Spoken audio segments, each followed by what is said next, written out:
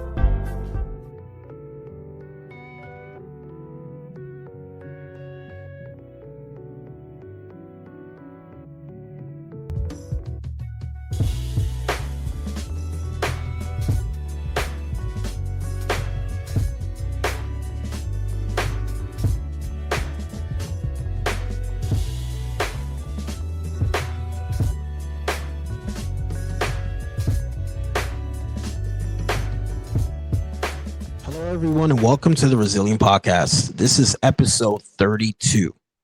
Today, we have a special guest, and this is a gentleman who I have wanted to have a conversation with for the longest. We have been connected on social media, Instagram, for quite some time, and I've followed literally his entire journey, everything he has been talking about for the last few months.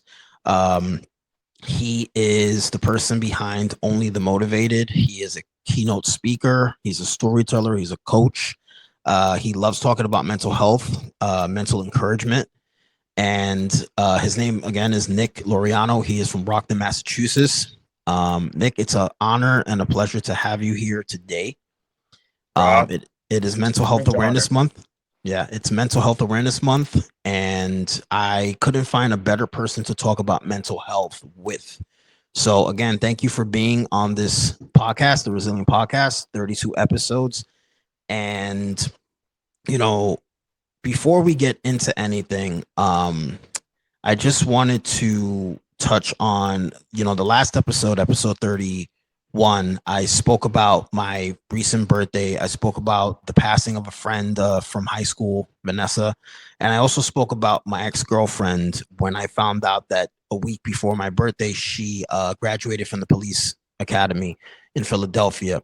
So that was a very sensitive episode for me. And, this episode is going to be pretty sensitive as well too, because we are going to talk about resilience. So the name of this episode is actually called Resilience.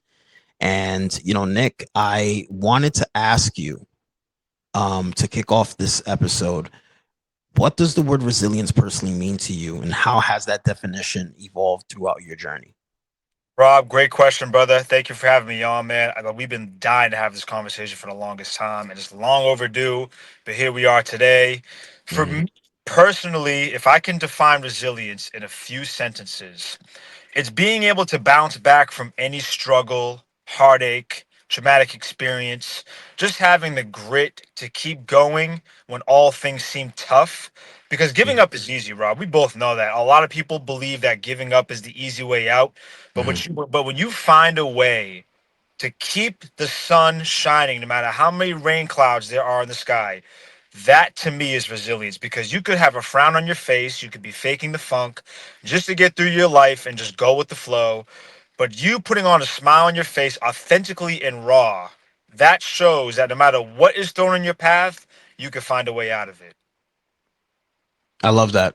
The last episode, that's what I spoke about, was the smile behind the resilience, So, I like how you mentioned the cloud, because that's literally how it feels. We all know what a dark cloud looks like when it's over our head, right? And sometimes we think like, oh, it's going to pour, it's going to pour. It's going to be pretty bad. And, once that sky clears up, that means that it's a new beginning, right? Everything's going to be fine. So I appreciate that response from you. And, I wanted to ask you next, what was the most pivotal moment pivotal or resilient moment of your life, and how did it shape the man you are today? That's a very beautiful question, Rob. For me, there's been a few pivotal moments in my life that defined me to where I am today. I'm 29 years of age. I may be young to some, but to me, age never means anything. It's what you go through as far as your experience that defines you as a human being. And a few defining moments for me, this is a very vulnerable, transparent moment, trigger warning for anybody that is listening. I survived suicide 3 times. Three of the Mm, different times I had a knife to my throat. I wanted to end my life. I didn't want to be here. I didn't feel like I had any purpose on earth. I felt like I was just living to exist. I felt like I had no reason to wake up and get out of bed every day.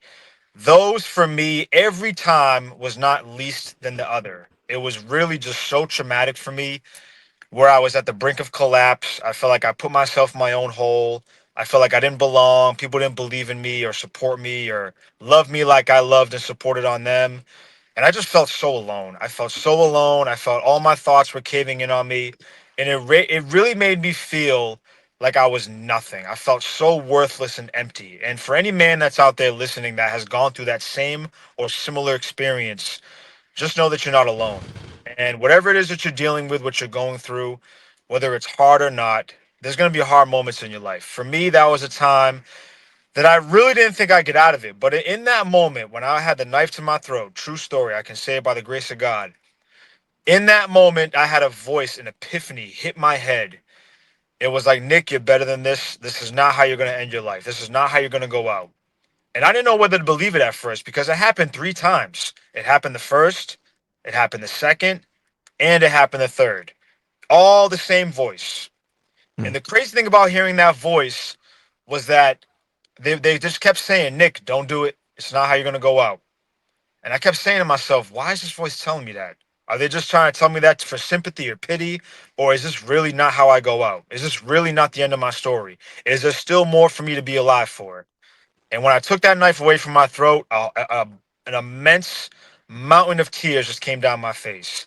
And that was probably the most I've cried in my life because mm, I literally was at a point in my life where nothing was going right. I feel like everybody was against me, or at least my mind was playing tricks on me to believe that. And I was really just in a very dark headspace. And as you know, Rob, when men or human beings in general are in dark headspaces, they don't want to listen to anything that anybody has to say. They believe that their mind is right and that their emotions are valid and they're allowed to feel the way they feel. But in that moment, you have to remind yourself that this storm shall pass. This too shall pass. And whatever feeling that you're feeling in that moment, whether you feel like you can't be here anymore, you don't want to be here anymore, mm, what I did for myself, and this, I didn't think it would actually work, but I took a pause. I took a pause. After I let all the tears down my face, I took a pause and I just took 10 long, deep breaths. mm, I took 10 long, deep breaths and I told my mind, you are not in control. I am in control. Those are the mm. words I said to myself. Because as we know, our words hold immense power. If we say things to ourselves, we have to mean those words. And for me saying that, I not only believed it, I took that knife, I threw it on the floor, and I literally ran out the room. Ran out the Wow. room. Wow. This was the first time. The few second times, I didn't have the strength to do it. I thought I did, but I didn't Mm, because I knew that I was meant to do something a lot more than just end my life. Because, and this is it's so hard just to even say this because I tried to avoid it for a long time. But as men, we have to face our fears. We have to face our traumas head on. We can't run from them. Because I'm a firm believer that you can't heal what you're not willing to reveal. And when I heard that quote, it stuck with me for years, especially after my third suicide attempt. I literally said to myself, Nick, whatever is coming, whatever is going to happen, whether it's this again or something deeper, it's going to get better. It's going to get better. You're gonna get out of this. You're gonna pull yourself through. You're gonna keep your chin high. You're gonna wipe the tears off your face, and you're gonna go continue to live your life. Whoever is with you or not, you have something to live for. You have something in your spirit that people need to hear. And that, after my third time, Rob, I kid you not, that's when I partake in this mental health journey, and I advocated it for. It's probably been about 6, 7 years now since that happened, and I've never looked back since. wow. You mentioned that you're 29 years old, and this happened like about 7 years ago. So you were very young when all these things were happening. You was just entering the adult life, right?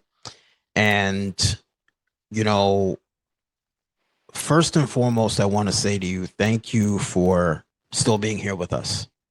The fact that you're here and the fact that you're advocating against this, the fact that you're here to remind people of their value, that no one is alone. Like I have mentioned to people as well, you're not alone.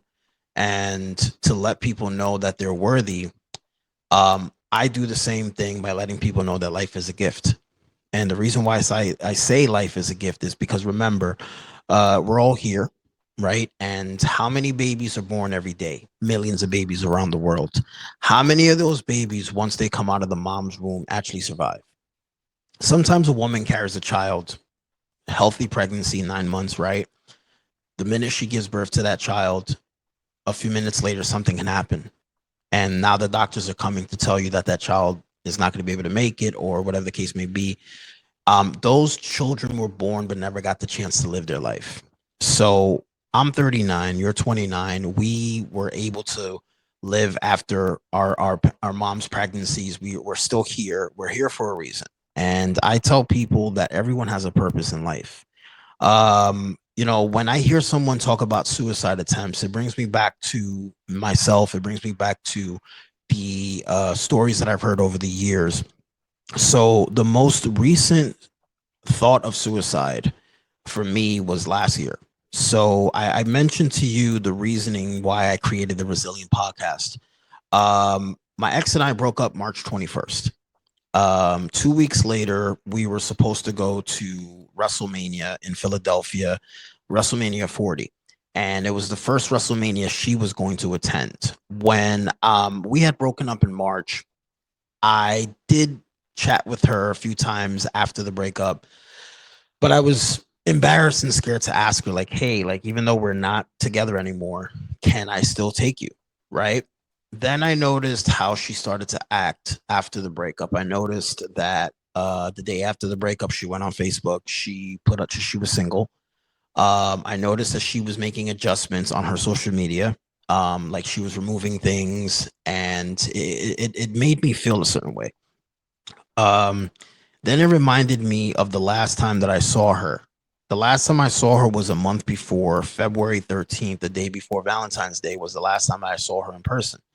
I went to go bring her Valentine's Day gifts. I knew that we were heading down a direction that, could only a miracle could save it. And when I went to her house, and I've spoken about this in the past, when I went to her house to give her all these gifts, I had noticed how different she looked. She had, lost a lot of weight. She looked more toner because she was working out, getting ready for what she wanted to do, which was to apply for the police academy in Philadelphia. And I told her, like, you look great. And the reason why I couldn't see her for Valentine's Day the next day is because her dog's birthday is on Valentine's Day.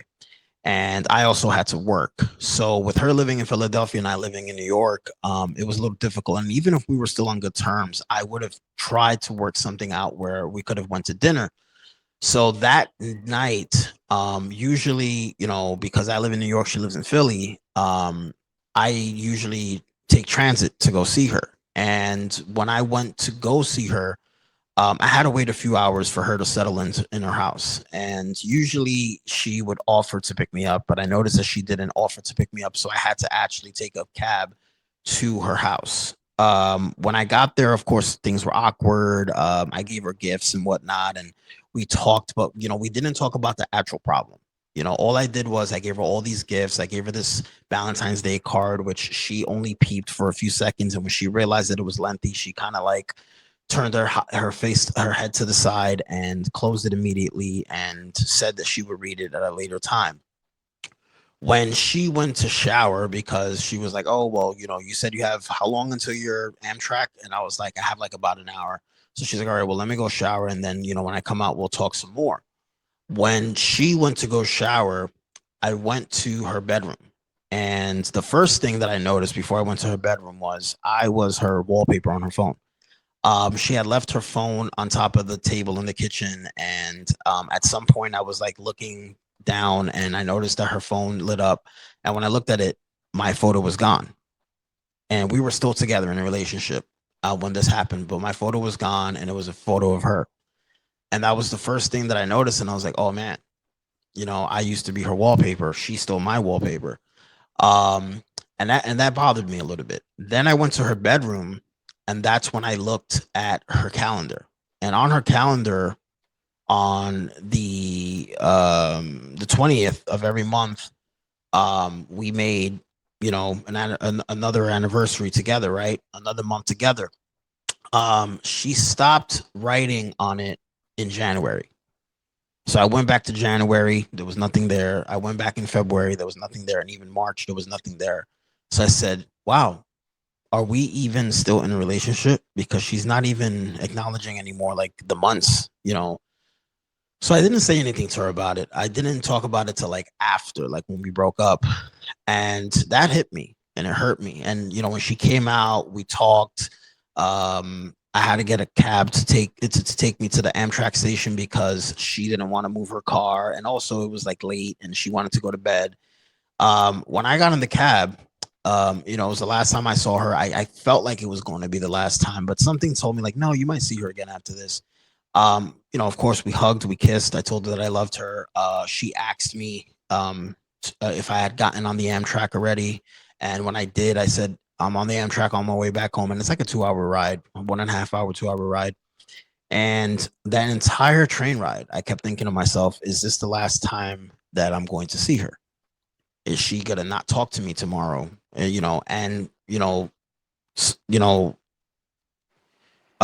a miracle, the next day we were talking. And we talked a lot more after that. But then she had an upcoming trip that I knew about when we were together on good terms, because she had told me about this trip in 2023 that she was going to go see her sister in Texas because that's where her twin sister lives. I was supposed to take a trip as well too, to Texas, a different part, and I did end up not going because I got caught up with work. But when she went on her trip, I only found out because there was an hourglass that I used to play with in my office every night when I would leave, and I would flip it upside down and play a song because it was like a little boombox or something next to it, a speaker. And one day I told her about the hourglasses, and I'm like, some hourglasses don't really go for an hour. They probably go for a little less, a little longer. But I wonder if this hourglass is actually an hour glass. And I remember saying like, yeah, probably it is. And, when that hourglass broke one night, I didn't realize that was the beginning of the end. And as soon as the hourglass broke, the first thing, something hit me in my chest and was like, something is happening. And I was like, huh. So I looked up, what does it mean when an hourglass breaks? And of course, a lot of definitions and a lot of reasonings came out. But one of the ones that struck me the most was the one that said, your time is up. When an hourglass breaks, that means that your time is up. So that meant that our relationship time was running out. So when I went to contact her about it, she didn't respond to me. And, our communication had changed a lot from the beginning of like January, where she started like, I guess, emotionally checking out of this relationship. Because we had a situation in December where I expressed how I felt about certain things. She didn't like it. And instead of actually taking accountability and saying, hey, let's talk about this, she kind of took it like an attack and felt like the best thing to do was to punish me now. So she was punishing me, giving me the silent treatment, not talking to me less, distancing herself from her, because I guess that's the only way she knew how to deal with the situation. Anyways, when she finally resurfaces, she's like, hey, I'm taking care of my sister. And that's where I was like, oh, she's out in Texas, because obviously the sister wouldn't come to Philly for her to take care of her. So I was like, oh, I didn't even know that you left. I knew that you were supposed to leave sometime this week, but, you didn't let me know. And I thought that you would communicate with me that you was, on a plane to go see your sister, but it is what it is. Everybody that knew me was like, well, Rob, maybe the reason why she didn't discuss this with you is because she already felt like she wasn't in a relationship with you. And I was like, well, she never broke up with me. She never told me that it was over. So everybody kept saying to me, well, Rob, maybe she's already like decided that you guys are not together, and maybe she's just, I don't know, entertaining, whatever. But somebody's got to say something. And if she's not the one calling off this relationship, maybe you need to step up and call it off.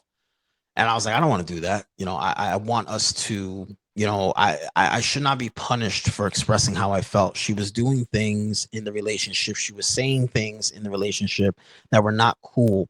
And, I wanted her to do better. I wanted the best for her. And, I wanted her to be her very best. And she was very angry. She was, holding a lot of resentment, not towards me, but like over her traumas and whatnot.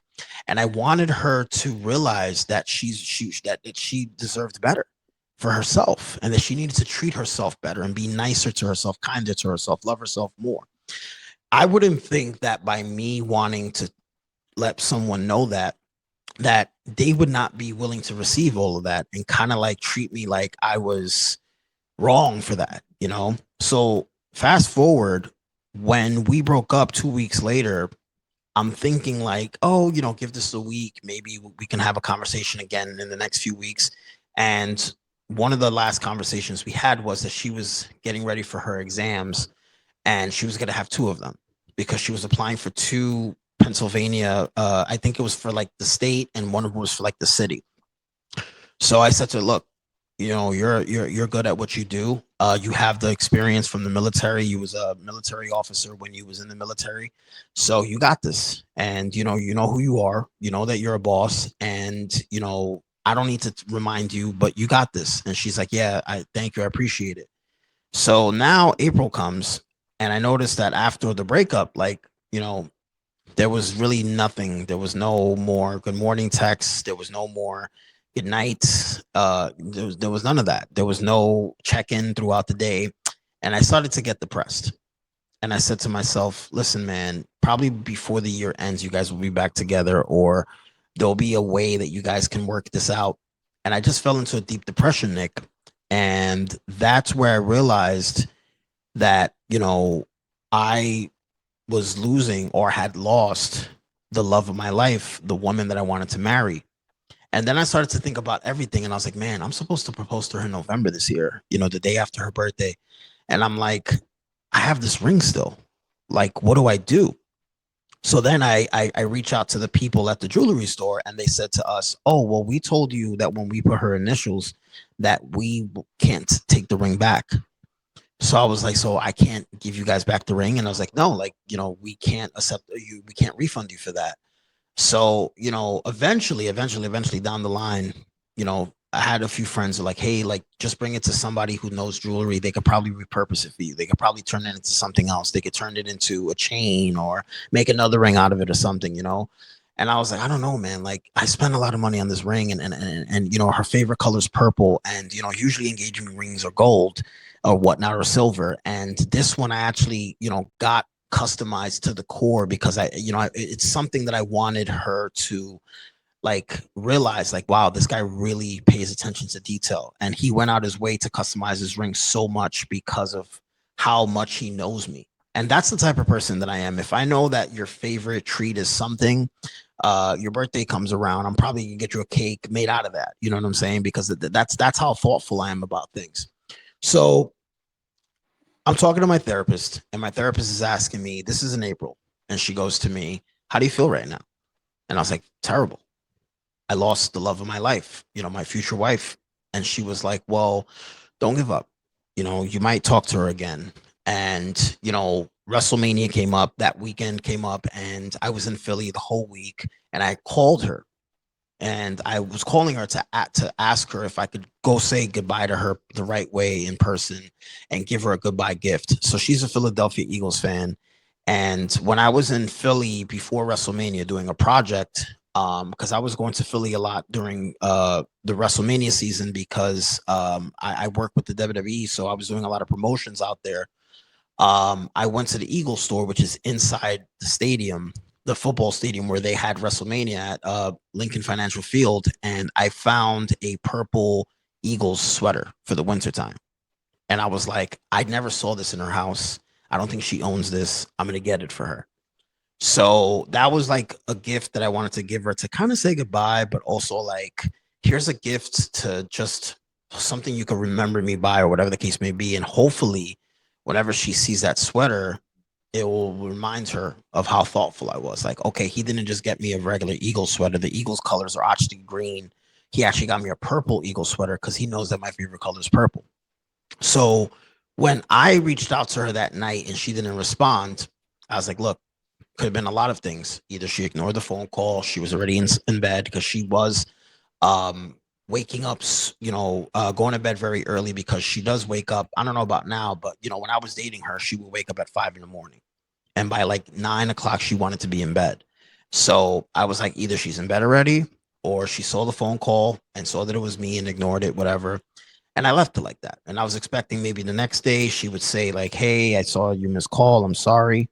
But the whole week went by and she doesn't say anything to me. So WrestleMania happens and whatnot. And now I'm depressed because I get a text message from one of my WWE reps, and he goes to me, hey man, so how's it looking with the situation with the girl? Because you told us about a week and a half ago that, we probably won't be able to do the whole ceremony thing for her.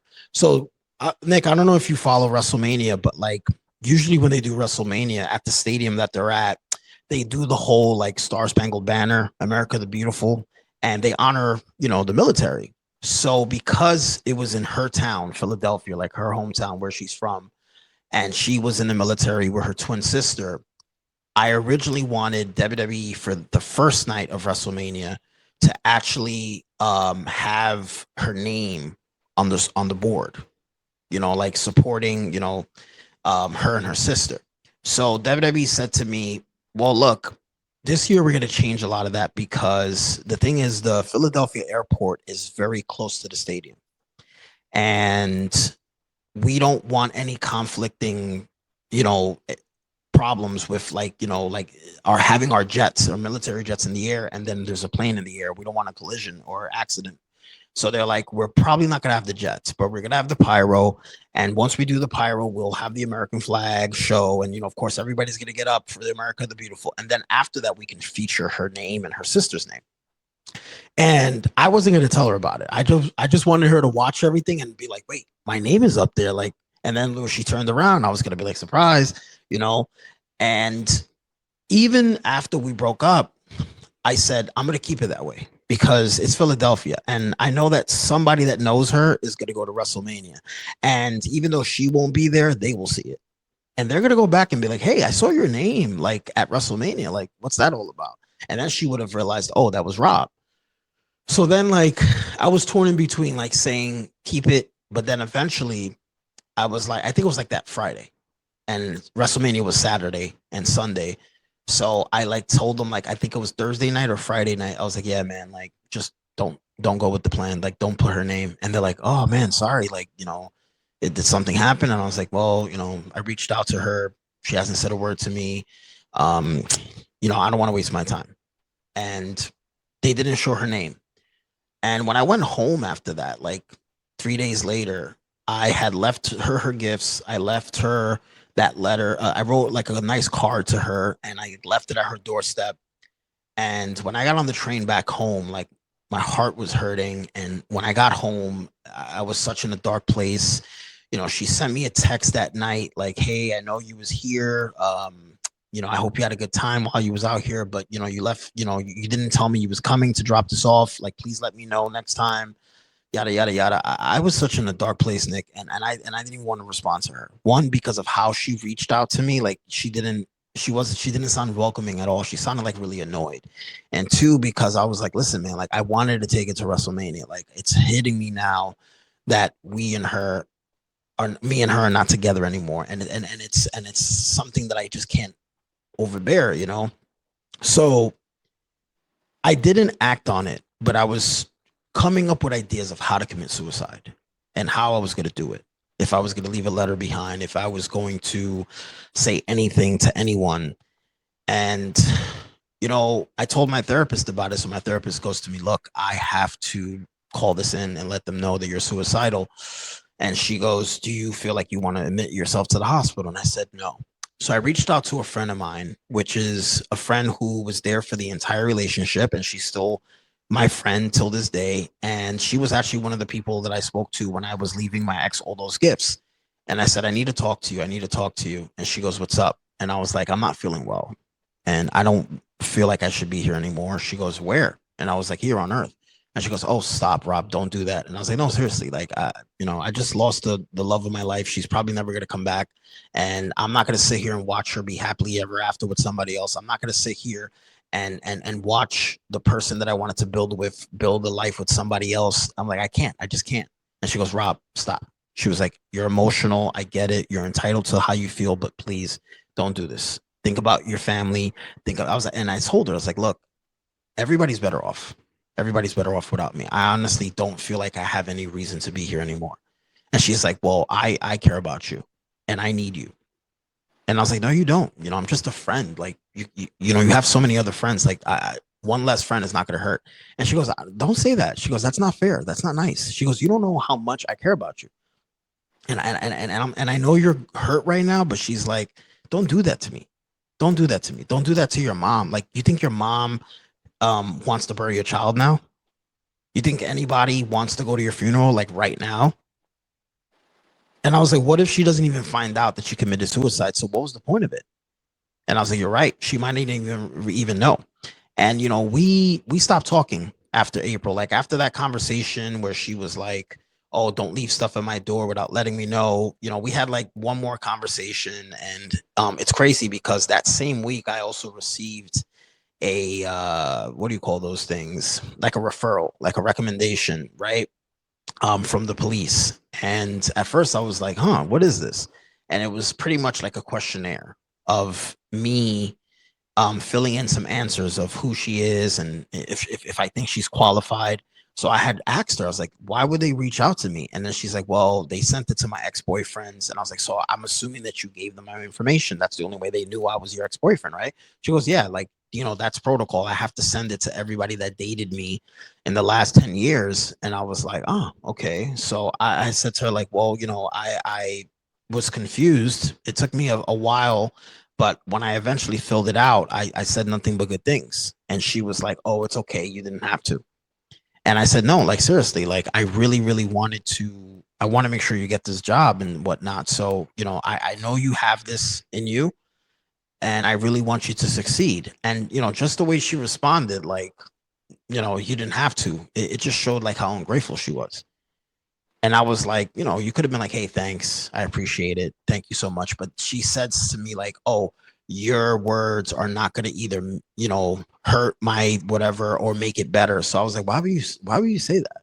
Like, what was the whole point of it being sent to me if it doesn't matter? If my opinion or whatever I have to say doesn't matter. So how she handled everything just really, really pushed me to the verge where I was like, I think I'm going to commit suicide. And, Nick, fast forward, I already had started this podcast, and my friend who talked me out of it, and then my co-host talked me out of it. When I started this podcast, I had a co-host, and my mom didn't even know. And till this day, I haven't even told my mom that. And my mom probably knows now, but somebody who probably watches the podcast who's like a friend or relative may have told her, but my mom didn't even know. And, through therapy, my therapist says to me, isn't that crazy that you was planning to commit suicide and your mom, out of all people, did not even know that? And I was like, I know, right? I was like, my mom doesn't deserve that. My mom's been through so much. My mom has been resilient her own self. The last thing she wants to do is bury a child. And my mom loves me too much. Like, my mom has 4 kids and I'm like the 3rd child, but she loves me the most out of all my siblings. And for me to do that to her, nah. So I'm glad that I'm here talking to you today on this podcast. I'm glad that your 3 attempts, you're still here. You were so young. I'm glad that a voice spoke to you and told you not to do it. I have actually been on the phone with people who were going to commit suicide. And, most of those times I found myself like, why me? Why am I the one on the phone with them? Why isn't it somebody else? Why isn't it a relative? Why isn't it their spouse? One time it was a guy friend and I'm like, he's engaged. Why is he not telling his fiance this? Why is he telling me? And I guess it's because people feel comfortable confiding in those that they feel like made a safe space for them, right? I'm thankful that every person that has talked about committing suicide, I was one of the people that talked them out of it. I remember one time there was a friend who wanted to jump off a bridge and they were going there. And I don't drive. So I had to get a friend that drives to drive me all the way out there. And I met up with them halfway. And I was like, where do you think you're going? And it's like, oh, to do what I said I was going to do. I was like, you're not doing that. And, we ended up talking for like hours, and I talked my friend out of it, and we went to a bar and we drank and we cried and we hugged. And for a week straight, Nick, he called me every day. I love you. I love you. Thank you. Thank you for saving my life. Thank you for saving my life. And I was like, dude, I'd rather you call me every day to tell me that you love me, because it's getting a little overwhelming now than thinking about you being buried or something. So look, suicide is something that happens every day, right? We know this. It's part of people struggling with their mental health. And every time I hear a suicide happened, it reminds me of my situation, and it makes me appreciate life a little more. So, again, Nick, like I just want to thank you for never giving up. I want to thank you for not doing that, not taking that knife and doing something crazy. I know that you're engaged now, right? Like I learned about your recent engagement. Had that happened, you would have never been able to get engaged with this beautiful woman. Your family, your friends, everybody out there needs you, and you need yourself as well too. And what you're doing is remarkable, and I appreciate it. And in regards to that, I wanted to ask you another question. I wanted to ask you,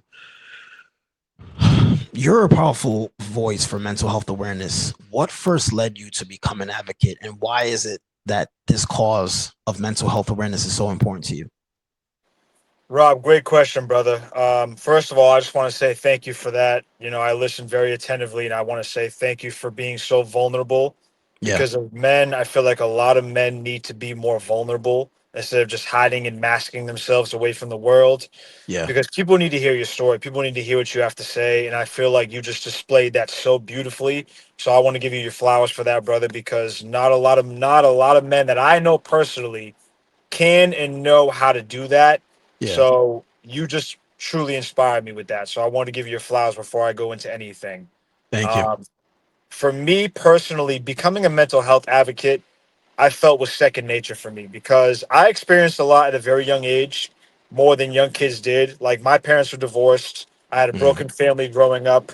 mm, I wasn't as close with them as I wanted to be. I didn't know how to develop that relationship with them because they kind of like pushed me away. They kind of made me do my own thing, and my mother didn't know how to be a mother. My father didn't know how to be a father, and it was like I kind of had to lead myself. I had to lead yeah. myself, teach myself things that I wish my parents did, and it was a very tough hinder on my growth and personal development, and it led me astray for a long time. It led me down a dark path, and that's where I Mm, started to think, am I ever if I am I worthy of love? Am I worthy of being enough? Am I worthy in somebody else's eyes other than my own or my parents? And as I started to get older, going through school, I experienced bullying. I went through a lot of different things in school mm, where I was like, damn, like this is for any kid, this is traumatic. It made me not want to go to school every day. But yeah. fast forward, going through all those traumatic things that led me up until this very point, I am passionate about mental health. I don't, again, like I told you in the beginning of this podcast, I don't do it for views. I don't do it for likes. I don't do it for hype. I do it because I know somebody out there, man or woman, is going through something so dark behind the scenes that they do not talk about. That somebody needs to realize that their story matters, that they need to be told that they matter. They need to be told that they're important. They need to be told that their life has meaning. And they need to be told on a daily basis, every other day basis, or every second basis, you are here for a reason. You don't just exist, you are living. And this Yes. world is better with you in it. And Yes. that for me was stuff I used to tell myself as I went after my third suicide attempt. I would always try or attempt to speak life into myself, even when I know I didn't have the strength to do so. Because if I started to Mm, believe the words that came out of my mouth, I knew my situation would get better. And I knew that I wouldn't sit in that dark place for a long period of time. So it was really just switching my mentality from victim to victor and just being an advocate and a leader for people. Because if I couldn't speak about my mental health, how can I advocate for mental health in general? If I couldn't speak up about my story and how it impacted me and how people can learn from my story, how can I help others get over their trauma? How can I help others realize and help them understand that their trauma is not a weakness. It's not a hinder on your growth. It's part of who you are. It made you who you are today. And without that trauma, you wouldn't be the powerful, impactful human being that you are today. Without Hmm. that trauma, you wouldn't be half the person you are today. And I think Hmm. that's something that people need to understand is that, we wish we could go back and change the past, but why change it? It made you who you are today. And for me, that's exactly it for me. I'm grateful that I went through all that stuff. Yeah, it was hard. Yeah, I shed a few tears. Yeah, I wish it could have been a different a little bit, but I wouldn't go back and change it because, I know somebody else out there may be going through something the same or even worse, but I know if we just have people that are the 1% that speak up about it, that helps Hmm. others speak up about it that didn't know how to speak up about it. I love that. I appreciate that. And Nick, in the beginning, I mentioned that you are the creator, the Only Motivated. So I had a question to ask you. You built Only Motivated into a movement. What mindset or moment gave birth to that mission? Whew. For me, that's a big one because only the motivated. Honestly, I'll kid you not. It started as a hashtag. I used Hmm. to always say anytime I accomplished something, or I overcame a certain hump, or I set a bar for myself, I would always say at the end of any sentence or statement, I'd say hashtag only the motivated. And people would look at me like, Nick, what are you talking about? Like, what does that mean? And I said, it's my slogan. It keeps me going. It reminds me of why I started with doing what I'm doing. It reminds me that when things get tough, there's always a silver lining. The sun will shine again. And people were like, huh, that's something I can get behind. And then after a while, as people started to catch on, kid you not, Rob, funny story. When I first started the movement, people would always put hashtag only the motivated in their Instagram bio. There was at Wow. least thousands of people that put that in their bio, and they would send me screenshots of them doing it. And I was like, wow, like this could really turn into something. Like this could just not only turn into like a clothing movement, this could turn into a worldwide positive outlet for people that are still trying to figure their life out. But it's a sign of hope that things can get better if you put the work in. If you find a way to better yourself, no matter what's happening in your life or what's already happened. And as that has started to transpire, as it started to come to fruition, I made clothing. And then once I made my first T-shirt, I had people asking me, Nick, where can I get this? How can I be a part of this? What do you have to do to be an ambassador? I said, you don't have to do anything. Just go on and be your best self every day. Put a smile on your face and be raw, authentically, unapologetically you. If people don't like it, that's okay because you are you. And that's what makes you you, is not trying to be like somebody else, not trying to act like or feel like somebody else and what the narrative that they spin. Just being yourself in a world where everything is the same, just being different. Just having hope, having desire, having passion, having something to live for. That's what only the motive stands for, is that no matter what you're going through in life, no matter what happened to you or what's happening to you or what will happen to you, it's a reminder that there are better days and better moments to come as long as you believe that to be true. Because I know, like I mentioned earlier, there are times where we don't believe that can happen. We don't Hmm. believe that we're destined for greatness. We don't believe that we're destined for good things. We don't believe that we're destined for success. But your mind plays tricks on you into thinking that that's true when in reality it's not. Your mind is very convincing, and your mind can either be your greatest tool or it can be your greatest detriment. You have to decide which one that you want the most. So for me, only the motivator is a brand. It's a movement that literally just pushes positivity, mental health, and just doing their best to impact somebody else other than yourself. I love that. Thank you for creating the Only Motivated. Um, that was one of the first things that I saw when I followed you, and I said, motivation is a beautiful thing, right? Um, my next question to you is: we know that many people struggle in silence, right? They don't talk about it. A lot of people take these things to the grave with them. So, my question to you is: what advice would you give to someone who is fighting battles no one can see? Well, for me, that honestly, Rob, that hits home for me because I was that person that Mhm. would constantly fight behind the scenes in silence.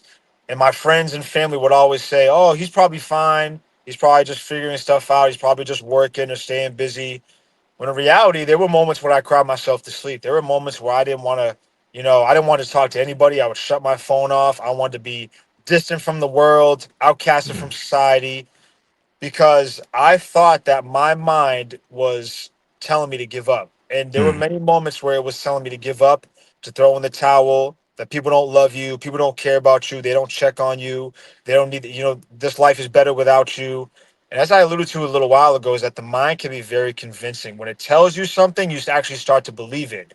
But yep. then once you get out of that victim mentality, you start saying things to yourself that not only matter, but you believe what's coming out of your mouth. Like, I am good enough. I am worthy. I am powerful. I am destined for great things. I am destined for love and energy and happiness and abundance and all the great things that life will offer.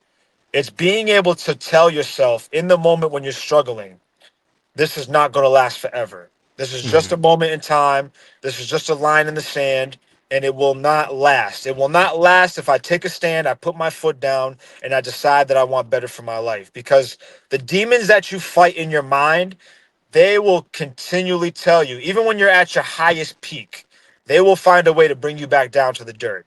When you feel mm, like you're floating in the sky and you feel like nothing can bother you, you feel like you're floating through the air and that you have no worries at all, your demons will find a way to be dead weight and just bring you down at any chance they can get. But it's up to you to silence those demons because they have lived rent free in your headspace all of your life. So it's time for you to take control. And these were the things that I said to myself. I'm like, Nick, you're better than this, man. You can't be living like this. You can't keep waking up every day, struggling to see what you look in the mirror, not loving what you see, and starting to believe that you're better than what you've gone through. You're not a mistake. I used to tell myself that. I'm like, Nick, you're not a mistake, man. You've been through some bad things, but you're not a bad person. And we're so quick to beat ourselves down when something horrific happens in life. We might lose our job. We might not have the finances that we want. We might not be in the best career path. A friend might have left our life for no reason or explanation as to why. We might be thinking to ourselves, oh, well, this person succeeded at this age and we're not even close to where we want to be.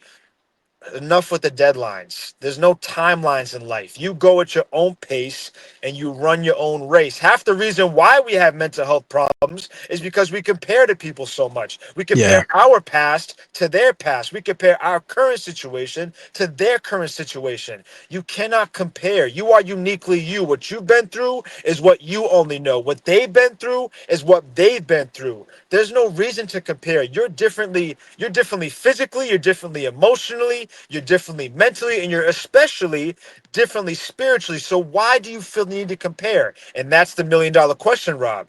We compare because we want to be like somebody else. We want to talk like somebody else. We see a social media having this persona that everybody has it made when in reality they don't. Yeah. Live for you. Live for the things you've done. Be happy with your progress. Be happy with how far you've come. Be happy with the battles that you have won behind the scenes, because that's something that people don't even talk about enough. You overcame a battle that you never thought you'd overcome.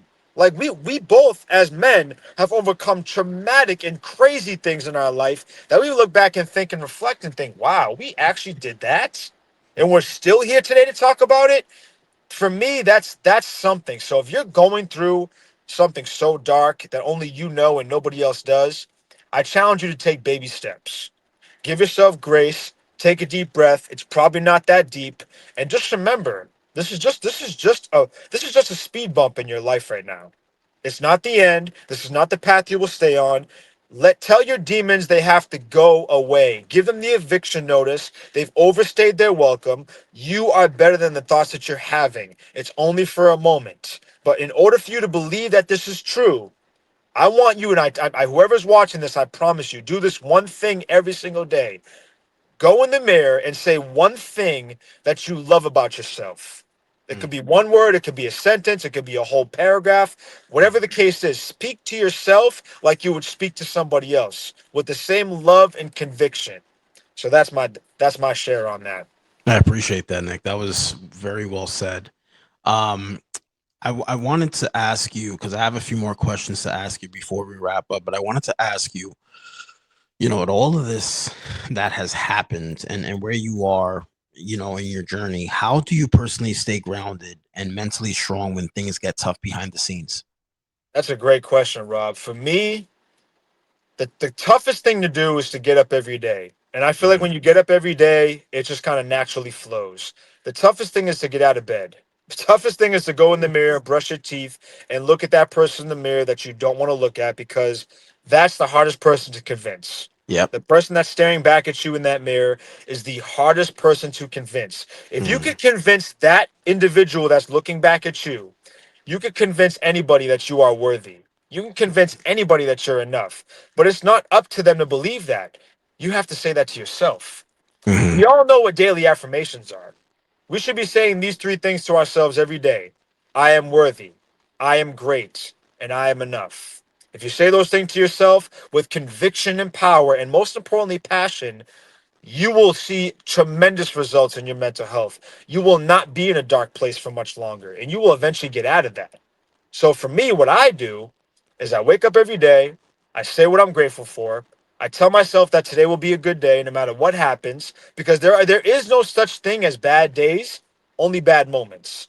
Mhm. There's 24 hours in a day. You can absolutely change your day if you Mhm. so choose to. But 100%. if you sit in that dark place forever, it will never get better. And I'm a firm believer in that, because I was that individual that sat in a dark place. I was feeling sorry for myself. I thought nothing would get better. When I lost a job, I was like, oh, this is it. Let me wave the white flag. I surrender. I can't do it anymore. And I was like, nah, I can't be saying things like that to myself. I'm better than that. And I know somebody out there that's watching this, they understand that we were all in that position. No one's perfect. We all make mistakes. But Yep. you have to remember that giving yourself grace and taking a deep breath when things get tough, instead of being so quick to bash yourself in your existence, that's not you. You know that's not you. And your emotions will get the better of you. Sometimes it happens, but you gotta check yourself from time to time. You gotta hold yourself accountable and say, okay, what's going to happen if I do this? How can I get over this hump? How can I get over this speed bump? And in order for my life to get better, what am I going to do to make it better little by little? Because this is my favorite quote, Rob, and I hope this sticks with somebody. Slow progress is better than no progress. And what I mean by that is, as long as you're making small strides every day to better your life, to be more confident in yourself, to love yourself a little bit more than you did yesterday, and believe when nobody else does, you're doing enough. You're doing enough. Even if it's 1%, that is still something. Because there are Yeah. people out there that aren't making an effort. There are people out there that are feeling sorry for themselves and playing the victim all the time when they shouldn't be. It's okay to have a bad moment or two. It's okay to have a bad thought or two, but do not let it define you. This is not the end of your story. Matter of fact, your story has just begun. You are the author to your story. You must keep writing you must keep writing the opening, the plot, the climax. You must keep writing everything, because your story is going to impact somebody else in a positive manner. I love that. Um, Nick, in your opinion, what is the biggest misconception people have about like being resilient? I think a common misconception is that people mistake motivation with discipline. Hmm. Um, I used to classify myself as a motivational speaker, but Hmm. for me, motivation's a feeling that comes and goes every 20 minutes. It's either it Oh, stays or it goes. Discipline is the one thing that's going to keep you afloat, especially in yeah. today's society, because if you have no standards set for yourself, you cannot expect people to be held to the same standards that you hold yourself to. You can't expect you out of other people. The Yeah. biggest thing you can do for yourself every day is, like I mentioned, wake up, be grateful that you're alive, because someone unfortunately doesn't wake up every day, and just know that no matter what transpires, or what's transpiring, you can do anything in your life that you so choose to. If you have a beating heart, if your eyes blink every day, if you have breath in your body, if you have a positive frame of mind, you are unstoppable, in my opinion. You are unstoppable, because your demons will not have leverage over you. If you're passionate in every move and action and word that you speak, there's nothing you cannot do. And I'm a firm believer in God. God has always been in my side. He's pulled me out of some dark places. God has really given me the light when I didn't think I needed the light. And I'll tell you what, that feeling when you get up every day knowing that you did something to better your life, whether it's mentally, mentally, physically, emotionally, spiritually, and I'm giggling because I used to have days where I was like, I thought progress was meaning I had to go work 80 hours a week, was going to buy a new car, or buy going to buy the newest set of AirPods. None of those things matter. That's all materialistic. It's how Right. kind of a person you are. It's how kind you are to yourself. It's how much you value other people and the experiences that you have in this life. Resilience is not about how many things you accumulate. It's about how good of a person you are. It's about how Mm, you hold yourself to a certain standard and you follow that standard every single day. And no matter what happens or what's said about you, you never change your character. You never change who you are just to fit in. You stay true to your ambitions, you stay true to your intentions, and you're pure to the core. That's something that nobody can ever take away from you. If you stay true to you, can't nobody say anything about you. If you go to the gym every day and you work on your body, even if you just go for a half a mile walk, that's something. Resilience is a feeling. It's a feeling that's not tied to motivation. It's a feeling that helps you realize you are something and you are always something. So for me, that's what resilience is. I like that answer. I have two more questions to ask you. Um, so this one is something that I kind of this question right here is something that was asked to me, and I ask people most of the time. And the question is, if you could go back and speak to your younger self at your lowest moment that you ever had in your life, what would you say to him? Well, the first thing I would do is I wouldn't even say a word. I would just give the man a hug. I think Mm, just giving the man a physical hug and letting him know it's going to be okay and that I'm here for him. I think that alone is enough. I wouldn't have to give him a whole life spiel. I wouldn't have to say nothing but one or two words. As long as he sees that the future version of me is there, he knows that there's hope.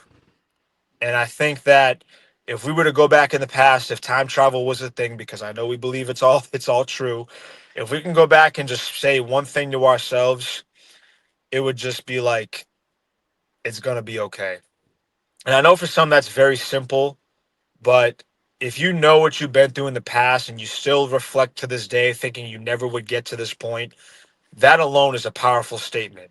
It's mm, okay to not be okay, and it's going to get better because you probably thought you would not make it here today. You probably thought you'd never be standing in this position on your 10 toes with your hands waving with a raw smile on your face, just going through life happily and joyfully. I think that alone is something to be grateful for. And I would just tell my younger self, if I could end it off with that, is you're going to figure it out like you always do. Keep that crown on your head. Don't tilt it at any point. And let your emotions be real. Let your emotions flow. Because I used to have this tough guy persona that I couldn't cry, that I couldn't show vulnerability, that I was weak if I did.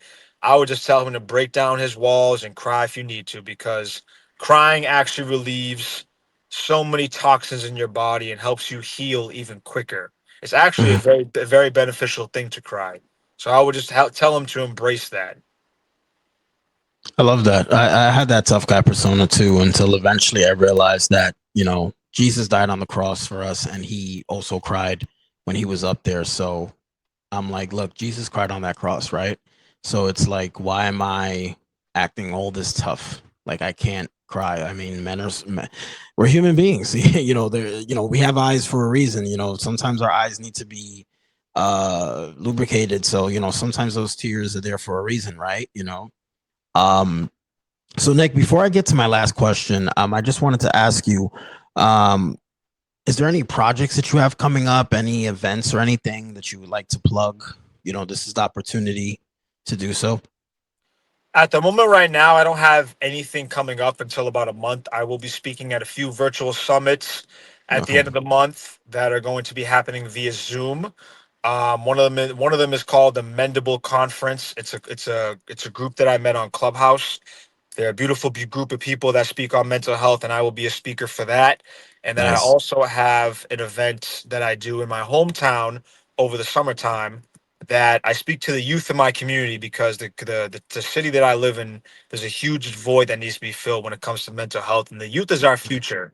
Yes. And starting in 2 weeks, I actually have a men's mental health seminar that I will be starting in my community because no one started it, and I feel the need that a void needs to be filled. So I'll be the first to be hosting that in person instead of just via social media or via Zoom or anything like that. In person meetups is something I've been wanting to do for a long time, and a lot of men are struggling behind the scenes. But if you would like to catch up with me on my journey, you can definitely follow me at OTM Nick on all my social media platforms. My website is at nicklaureano.com. And I will be continuing to post everything mental health related, positivity. I'm just trying to be a beacon of light and be a positive outlet because there are a lot of people in the world that struggle to find their voice. And I want to be a voice for the voiceless. So I Mhm. thank you for allowing me to be here, Rob. I thank you for this conversation. I'm Of forever course. indebted to you for having me on. And I feel like somebody's going to get impacted from this. And I feel like that's the point, is to impact somebody positively. Of course, I created this podcast as a beacon of hope. And Nick, again, thank you for everything that you do for the mental health community. If it wasn't for that, if it wasn't for your existence, I would have never known about the only motivated and everything else. So I appreciate everything that you've done. You've obviously been advocating for mental health longer than I have, and I appreciate that. And you mentioned what you want to do for your community, and I know you're out there in Massachusetts. I go to Boston from time to time. I'm hoping that at some point I could be able to meet you when I'm out there. I have a trip to Providence in the next 2 months, I believe, and then I have a trip after Providence. In August, I have a trip to Boston, so hopefully I can meet you one of those 2 times, unless you come down to my area, sooner. But what you got going on, that event itself in Brockton, I definitely, I'm trying to make it. I'm trying to see if I could be able to make it out there. If not, hopefully I can invite you to something down here, so that we could collaborate and we can network. I definitely would love to meet you in person, and definitely would love to spread the word with you and help more men and young boys and teenage men to understand that you're allowed to express how you feel. you know so thank you for sharing your social channels. For those of you that are watching on YouTube, Nick's information is right here, all his social links, his website. Nick, I'm not sure if you're aware, but I also have a publishing platform called the Resilience Tribune. And every month we feature a story from somebody who shares their story of resilience. I'm hoping that at some time this year, you will be one of those stories that I can share on that platform. So it's resilienctribune.com. And I would love to have your story. We heard your story here today on this podcast, but I would love people to read your story as well, too. And Nick, we're finally at our last question before we wrap up. Are you ready? I sure am, brother. Okay. So this is a question that I ask everybody on every episode that I interview someone. What is your message to the world and why? The one message I can leave with anybody, I'm going to keep it very short and simple. Just remember why you started. Remember why you partake in this mental health journey that you're on. Remember why you exist. Remember why you're living. Remember why you've been through all those things that you've gone through. It was not for no reason. I know you may think otherwise. I know people have told you your whole life that you're not good enough, that you're not worthy, that you're not worthy of love, happiness, success, joy, abundance. Don't believe any of that. You know what you're meant to do. You know what you're destined for. You know that greatness has always been in you. You don't have to go searching for that greatness. It's always been inside your soul. And be kind to yourself. Speak Mm-hmm. love into yourself. Give Yep. yourself grace as you continue to figure it out. And don't be so hard on yourself. I know it's easy to do that. I know people tell you that you have to have it figured out by a certain age. Go at your own pace. Run your Yep. own race. Don't compare, and just be you, because being you is the greatest gift you have. Beautiful. I love that. I really do. And I believe in that wholeheartedly, 100%. Society standards is not something I used to be a victim of that. I used to thought that there was a clock ticking and whatnot. And I feel like that contributed a lot to my mental health and my depression, is that, I'm 39 years old, and at one point in my life, I had relatives and family and friends and everybody like, "Hey, when are you gonna tie the knot with someone? When are you gonna have kids?" And all this pressure, or and people like, "Oh, you should have your own house by now. You should have your own car. You shouldn't be living with your family still. You shouldn't be doing this. You shouldn't be doing that." And I'm like, why is it that people are always dictating to me what I should and shouldn't be doing with my life? And like you said before, Nick, you are the author of your story. Like, you're the one holding the pen or the pencil. Why are you letting somebody else hold it? So the minute I stopped listening to society standards and I stopped, believing that because I saw all this beautiful stuff that half of it is a facade on social media, that, some of these power couples are not really power couples at all. Sometimes you see it in the news, like, these power couples, domestic violence, this, that. And I'm like, it's people that apparently we all look up to. We don't have a clock. Every day is a day that, if you didn't do it yesterday, you have today to do it. And if you didn't do it today, you have tomorrow. It's like you said, you're in control of this. Like, stop listening to society standards. Stop letting your family and friends and peers and whatever and everyone telling you what to do. Do what you want to do. I feel like when people do what they want to do, like peacefully and freely, people excel better. But when you feel pressured, like my mom, I'm 39. My mom is still asking me, when am I going to give her a grandchild? And I said, Mom, I'm going to be real with you. There's a possibility you probably won't ever live to see a grandchild from me. I hope not. I hope that, by the time I do decide to have a child, that you're still here on earth. But I said to her, you have, what is it? 5 grandchildren. My brother, my oldest brother, he has 4 kids. My sister had her baby last year. The baby just turned a year old. So I said to her, you have 5 grandkids, learn to love them and enjoy them. And when the right time comes, because I'm not going to rush and get into a relationship with someone or just have a kid by somebody or go adopt a child, a child or something because you want a grandchild for me, So people need to understand that being pressured is never going to work. A lot of people do not know how to deal under pressure. And, I really, really, really appreciate the fact that once I started to tell myself that, and I also had other people, like, for example, like the friends that were so supportive last year and said to me, hey, I know there's people right now telling you move on because they hear you talking about your ex all the time. But here's the thing, take the time that you need to move on. It's been a year and some change now since my ex and I broke up, and I'm still not over it. I'm still talking about her. I still think about her every single day. And none of that stuff is going to be like, changing anytime soon because I'm letting it just do what it needs to do, and like you said, there's no bad days, there's bad moments. So yes, there's days that I wake up sad and depressed that I'm not with her. There's days that I'm depressed when I see that I don't have that ring on my finger. She doesn't have that ring on her finger. But I said to myself, look, what's meant to be will be. And if you are meant to connect again, it will happen. If not, when the time is right, you will meet that woman that will value you and will appreciate your presence in her life. So, Nick, yeah. Nick, this concludes episode 32. I appreciate this powerful conversation that I've had with you. This is one of the best conversations I've ever had.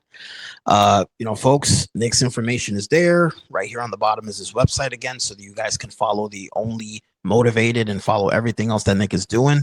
Nick, thank you again so much for your time.